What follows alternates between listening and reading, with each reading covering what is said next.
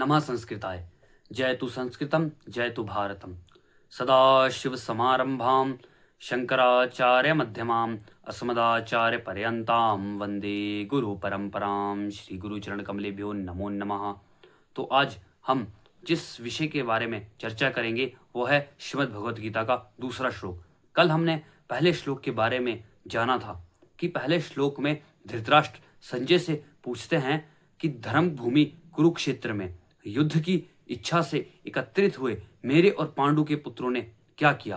तो इसका उत्तर संजय कहते हैं कि दृष्ट्वा तु पांडवानीकं व्यूढ़ं दुर्योधनस्तदा आचार्यम उपसंगम्य राजा वचनम अब्रवीत कि हे राजन, उस युद्ध भूमि कुरुक्षेत्र में पांडवों की सेना की व्यूह रचना को देखकर राजा दुर्योधन आचार्य द्रोण और अपने सेनापति द्रोणाचार्य के पास गया और यह वचन कहे।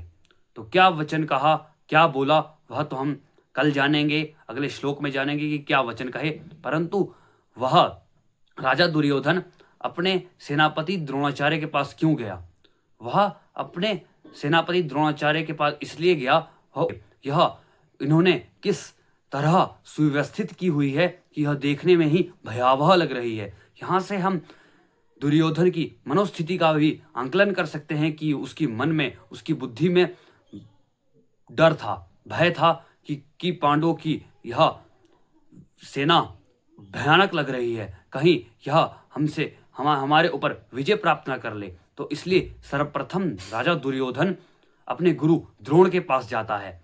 तो हम इस श्लोक के माध्यम से यह शिक्षा ले सकते हैं कि जो व्यक्ति अधर्म के साथ होता है उसके मन में हमेशा भय बना रहता है कि कहीं मेरी मृत्यु ना हो जाए, कहीं मैं पकड़ में ना आ जाऊं, कहीं मेरे साथ कुछ बुरा ना हो जाए। तो यह हमेशा उसी व्यक्ति के अंदर यह भाव रहता है जो अधर्म के पक्ष में होता है। परंतु जो धर्म के पक्ष में होता है, भगवान स्वयं कहते हैं यतो धर्मस् ततो कृष्णः, जहाँ धर्म है वहाँ भगवान श्री कृष्ण है। तो इसलिए पांडवों के साथ तो भगवान श्री कृष्ण उस युद्ध में थे ही, तो इसलिए पांडवों को तो किसी प्रकार का कोई भय नहीं था। परंतु के पक्ष में आप इसी वचन के माध्यम से, इसी श्लोक के माध्यम से आप यह अंदाजा लगा सकते हैं कि पांडव पक्ष के राजा जो दुर्योधन थे उनके मन में भय था कि कहीं यह पांडवों की जो 7 अक्षौहिणी सेना है, जो 7 अक्षौहिणी सेना पांडवों के पास थी और 11 अक्षौहिणी सेना कौरवों के पास थी। कौरवों की अपेक्षा पांडवों के पास कम सेना थी, परंतु उन्होंने अपनी सेना को इस प्रकार से सुव्यवस्थित किया हुआ था कि वह देखने में भयानक लग रही थी।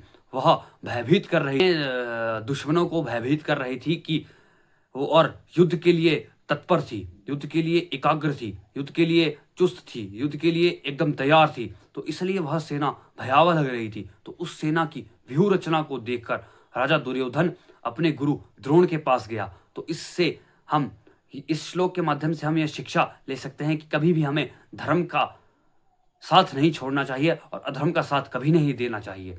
तो आशा करता हूं कि आपने इस श्लोक के माध्यम से बहुत कुछ समझा होगा। धन्यवाद।